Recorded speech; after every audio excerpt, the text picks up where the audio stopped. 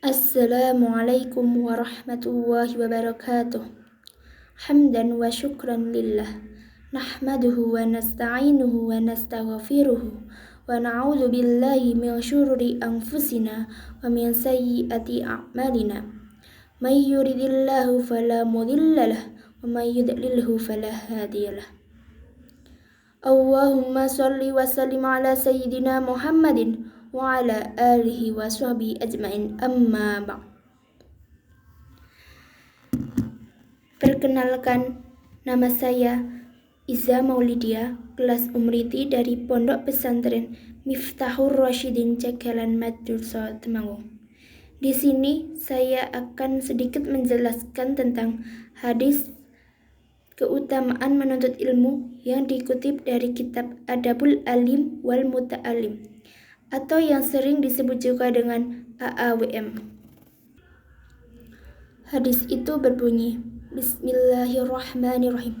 Talabul ilmi fardhatun ala kulli muslimin. Menuntut ilmu itu hukumnya wajib bagi orang muslim. Adab seorang siswa dalam kitab Adabul Alim wal Muta'alim yaitu 1. Apabila seorang siswa hendak melakukan aktivitas pembelajaran di dalam suatu majelis, hendaknya ia suci dari hadas dan najis, baik hadas kecil maupun hadas besar.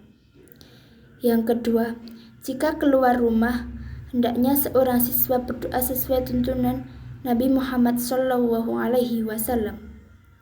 Yang ketiga, apabila seorang siswa telah sampai di majelis yang dituju, hendaknya mengucapkan salam kepada para semua yang ada di dalam majelis itu. Yang keempat, hendaknya mengambil tempat duduk yang dapat dilihat oleh hadirin sekalian. Yang kelima, memulai aktivitas pembelajaran dengan membaca Al-Quran dengan tujuan untuk menggapai berkah darinya. Yang keenam, dalam berbicara, seorang siswa tidak perlu mengangkat suara berlebihan jika tidak ada keperluan untuk itu. Yang ketujuh, agar proses pembelajaran berjalan dengan baik, maka hindari suasana ramai dalam ruang pembelajaran. Yang kedelapan, siswa perlu mengingatkan kepada para semua pelajar mengenai makruhnya perdebatan, apalagi terhadap suatu kebenaran yang telah jelas. Yang kesembilan, seorang siswa bersungguh-sungguh menghindari membahas sesuatu secara berlebihan. Yang kesepuluh, siswa memiliki kejujuran ilmiah.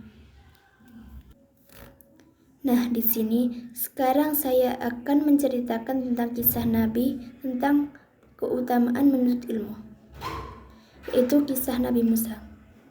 Suatu hari, seorang dari Bani Israel menemui Nabi Musa dan kemudian bertanya, "Wahai Nabiullah, adakah di dunia ini orang yang lebih berilmu darimu?"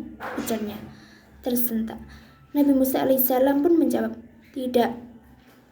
Tentu saja siapa yang mampu menandingi ilmu Nabi Musa, utusan Allah kala itu. Sumber tuntunan agama dan sumber pengetahuan wahyu Allah ada di genggaman Nabi Musa. Ia memiliki Taurat dan beragam mukjizat darinya. Namun rupanya Allah memiliki hamba lain selain Nabi Musa yang lebih berilmu. Allah pun menegur dengan mewahyukan pada Nabi Musa bahwa tak seorang pun di muka bumi yang mampu menguasai semua ilmu. Tak hanya Nabi Musa, di belahan bumi lain pun terdapat seorang yang memiliki ilmu luar biasa. Ilmu itu tak hanya dimiliki Nabi Musa. Orang itu juga seorang nabi. Mengetahui hal tersebut, sontak Nabi Musa pun ingin berguru kepada orang tersebut. Ia bersemangat ingin menuntut ilmu dan menambah pengetahuannya. Sesungguhnya teguran Allah SWT itu mencetuskan keinginan yang kuat dalam diri Nabi Musa alaihissalam untuk menemui hamba yang soleh itu. Di samping itu, Nabi Musa alaihissalam juga ingin sekali mempelajari ilmu dari hamba Allah tersebut.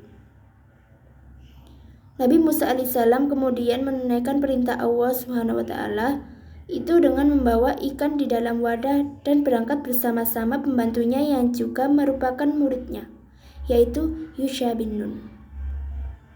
Mereka berdua akhirnya sampai di sebuah batu dan memutuskan untuk beristirahat sebentar karena telah menempuh perjalanan cukup jauh.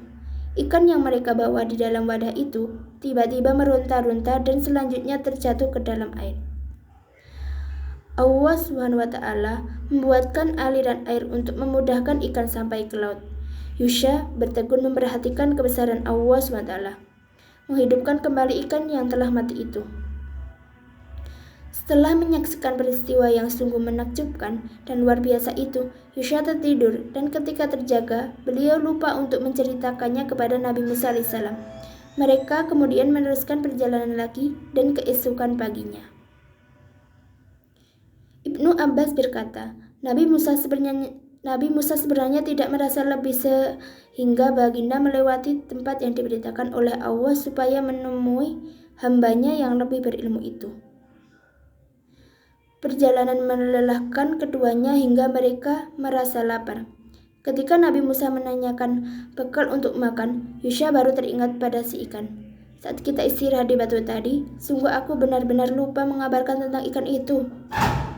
Tidaklah yang melupakanku untuk mengabaikannya padamu, kecuali setan. Ikan itu kembali ke laut dengan cara yang aneh sekali, ujar Yusha. Nabi Musa pun langsung mengetahui itu adalah sebuah tanda. Itulah tempat yang kita cari, ujar Musa bersemangat. Lupa sudah rasa lapar tadi. Keduanya pun kembali ke arah semula tempat mereka beristirahat. Terdapat banyak pendapat tentang tempat pertemuan Nabi Musa dengan Nabi Khidir. Ada yang mengatakan bahwa tempat tersebut adalah pertemuan Laut Romawi dengan Persia, yaitu tempat bertemunya Laut Merah dengan Samudra Hindia. Pendapat yang lain mengatakan bahwa lautan tersebut terletak di tempat pertemuan antara Laut Roma dengan Lautan Atlantik. Di samping itu, ada juga yang mengatakan bahwa lautan tersebut terletak di sebuah tempat yang bernama Ras Muhammad, yaitu antara Teluk Suez dengan Teluk Aqaba di Laut Merah. Ketika mereka telah sampai pada tempat yang mereka tuju dan bertemu dengan sosok pria yang wajahnya tertutup sebagian oleh kudung, sikapnya tegas menunjukkan kesolehannya. Pria itulah ialah Nabi Khidir alaihissalam. Bolehkah aku mengikutimu agar kau bisa mengajarkanku sebagian ilmu di antara ilmu-ilmu yang kau miliki? Ujar Nabi Musa alaihissalam kepada Nabi Khidir alaihissalam. Nabi Khidir alaihissalam menjawab, sesungguhnya kamu sekali-kali tidak akan sanggup bersabar bersama-samaku. Wahai Musa, sesungguhnya ilmu yang kumiliki ini ialah sebagian daripada ilmu karunia dari Allah yang diajarkan kepadaku, tetapi tidak diajarkan kepadamu, wahai Musa. Kamu juga memiliki ilmu yang diajarkan kepadamu yang tidak ku ketahuinya. Nabi Musa berkata, Insya Allah Tuhan akan mendapati diriku sebagai seorang yang sabar dan aku tidak akan menentang Tuhan dalam sesuatu urusan pun. Nabi Khidir selanjutnya mengingatkan, jika kamu mengikutiku, maka janganlah kamu menanyakan kepadaku tentang sesuatu pun sehingga aku sendiri menerangkannya kepadamu. Nabi Musa alaihissalam mengikuti Nabi Khidir alaihissalam dan terjadilah peristiwa yang menguji diri Nabi Musa yang telah berjanji bahwa Nabi Musa alaihissalam tidak akan bertanya mengenai sesuatu tindakan Nabi Khidir alaihissalam. Setiap tindakan Nabi Khidir alaihissalam itu dianggap aneh dan membuat Nabi Musa alaihissalam terperanjat. Peristiwa ketika Nabi Khidir alaihissalam menghancurkan perahu yang mereka tumpangi, Nabi Musa alaihissalam bertanya kepada Nabi Khidir alaihissalam. Nabi Khidir alaihissalam mengingatkan akan janji Nabi Musa alaihissalam dan Nabi Musa alaihissalam minta maaf karena lalai mengingkari janji untuk tidak bertanya mengenai tindakan Nabi Khidir alaihissalam. Ketika mereka tiba di suatu daratan, Nabi Khidir alaihissalam membunuh bocah yang sedang bermain dengan teman sebayanya. Dan lagi-lagi Nabi Musa alaihissalam bertanya kepada Nabi Khidir alaihissalam. Nabi Khidir alaihissalam kembali mengingatkan janji Nabi Musa alaihissalam. Dan beliau diberi kesempatan terakhir untuk tidak bertanya-tanya terhadap yang dilakukan oleh Nabi Khidir alaihissalam. Jika masih bertanya lagi, maka Nabi Musa alaihissalam harus rela untuk tidak mengikuti perjalanan lagi bersama Nabi Khidir alaihissalam. Mereka melanjutkan perjalanan hingga sampai di suatu perkampungan. Sikap penduduk kampung itu tidak bersahabat dan tidak mau menerima kehadiran mereka. Hal ini membuat Nabi Musa alaihissalam merasa kesal terhadap penduduk itu. Setelah dikecewakan oleh penduduk, Nabi Khidir alaihissalam malah menyuruh Nabi Musa alaihissalam untuk memperbaiki tembok suatu rumah yang rusak. Nabi Musa alaihissalam tidak kuasa untuk bertanya terhadap sikap Nabi Khidir alaihissalam ini. Akhirnya, Nabi Khidir alaihissalam menegaskan pada Nabi Musa alaihissalam bahwa beliau tidak dapat menerima Nabi Musa alaihissalam untuk menjadi muridnya, dan Nabi Musa alaihissalam tidak diperkenankan untuk terus melanjutkan bersama dengan Nabi Khidir alaihissalam. Nabi Khidir alaihissalam menguraikan mengapa beliau melakukan hal-hal yang membuat Nabi Musa alaihissalam bertanya. Adapun perahu itu adalah kepunyaan orang-orang miskin yang bekerja di laut, dan aku bertujuan merusakkan perahu itu karena di hadapan mereka ada seorang raja yang merampas tiap-tiap perahu. Dan adapun bocah itu, maka kedua orang tuanya adalah orang-orang mukmin, dan kami khawatir bahwa dia akan mendorong kedua orang tuanya itu kepada kesesatan dan kekafiran. Dan kami menghendaki supaya Tuhan mereka mengganti bagi mereka dengan anak atau anak bocah lainnya lebih baik kesuciannya dari anaknya itu dan lebih dalam kasih sayangnya kepada ibu bapaknya. Adapun dinding rumah itu adalah kepunyaan dua orang anak yatim di kota itu, dan di bawahnya ada harta benda simpanan bagi mereka berdua. Sedang ayahnya adalah seorang yang saleh. Maka Tuhanmu menghendaki agar supaya mereka sampai kepada kedewasaannya dan mengeluarkan simpanannya itu sebagai rahmat dari Tuhanmu. Dan bukanlah aku melakukannya itu menurut kemauanku sendiri. Demikian itu adalah tujuan perbuatan yang kamu tidak dapat sabar terhadapnya.